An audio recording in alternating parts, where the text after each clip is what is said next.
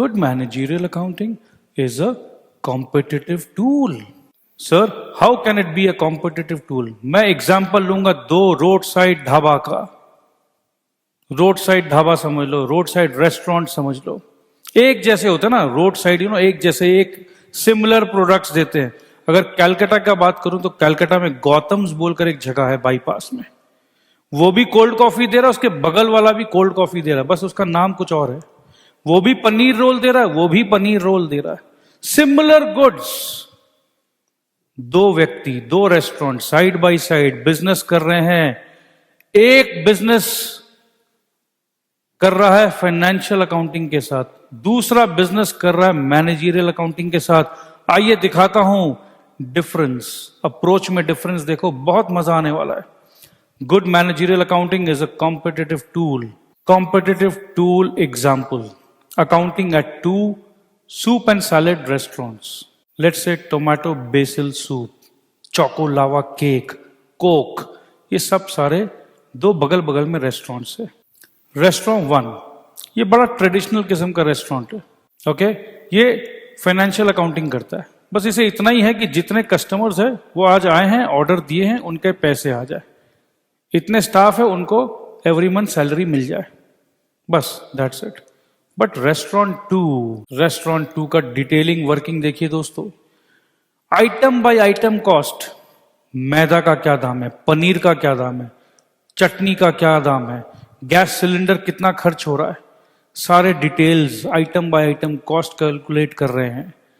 इससे क्या फायदा होगा? इन्हें पता है कि हम कितना कॉस्ट प्राइस को नीचे गिरा सकते हैं. सामने वाला 50 रुपए में बेच रहा है, उसे मालूम है कि मेरा कॉस्ट 40 रुपीज है, 35 रुपीज है, चलो मैं 42 में बेचूंगा, 45 में बेचूंगा. Sales time of the day. अब ये रेस्टोरेंट नंबर 1 है, उसने 10 एम्प्लॉय को रख रखा है.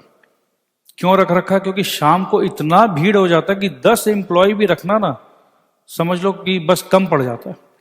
रेस्टोरेंट नंबर 2 डे टाइम में, क्योंकि सेल कम है, उसने सिर्फ 4 एम्प्लॉय रखा है डे टाइम में. और इवनिंग टाइम में, रात को, क्योंकि सेल ज्यादा है, उसने नाइट शिफ्ट के एम्प्लॉयज को 14-15 एम्प्लॉयज रख रखा है. ये सब कैलकुलेशंस के आधार पर, क्योंकि उसे पता है कि डे में सेल कम है तो मुझे क्या फायदा 10 एम्प्लॉय रखने का, भेजो छुट्टी करो इनकी. कस्टमर के बारे में पूरा डिटेल्स है, कस्टमर का क्या चॉइस है, कैसे क्रेडिट कार्ड से अगर पेमेंट हुआ, एक फॉर्म दे दिया, सर ये लॉयल्टी फॉर्म है, प्लीज साइन करिए, इसमें आपका डेट ऑफ बर्थ वगैरह लिखिएगा, सब डिटेल आ गया. अब आपका हैप्पी बर्थडे है, आप मोबाइल फोन देखते हो, आपको विश किया जाता है. पिज्जा हट वाले कर रहे हैं, डोमिनोज वाले कर रहे हैं, बहुत सारी कंपनीज कर रही है कि today is your birthday, please drop in to our restaurant and we give you 20% off. Bring your wife along, she also gets 20% off. अलग अलग सिचुएशन पे, today is women day celebration, we are celebrating women's day, come with your wife, with your mother and take 50% off. और तो और combination तक पता है उनको ये पता कि आपको चोको लावा केक पसंद है, क्योंकि आपका लास्ट बिल का जो ऑर्डर था उसको भी उन्होंने फिट कर लिया है. अब आपको अचानक से मैसेज आएगा, your favourite choco lava cake we are offering at 50% off. This offer is valid for the coming Sunday. अब आप कोई और रेस्टोरेंट जाने का प्लान कर रहे थे, बट क्योंकि आपके पास ये टेम्पटिंग ऑफर आया कि 50% ऑफ, तो जो बजट था 500 रुपए आप किसी और जगह खर्च करने वाले थे, आप वापस उसी रेस्टोरेंट में चले जाओगे.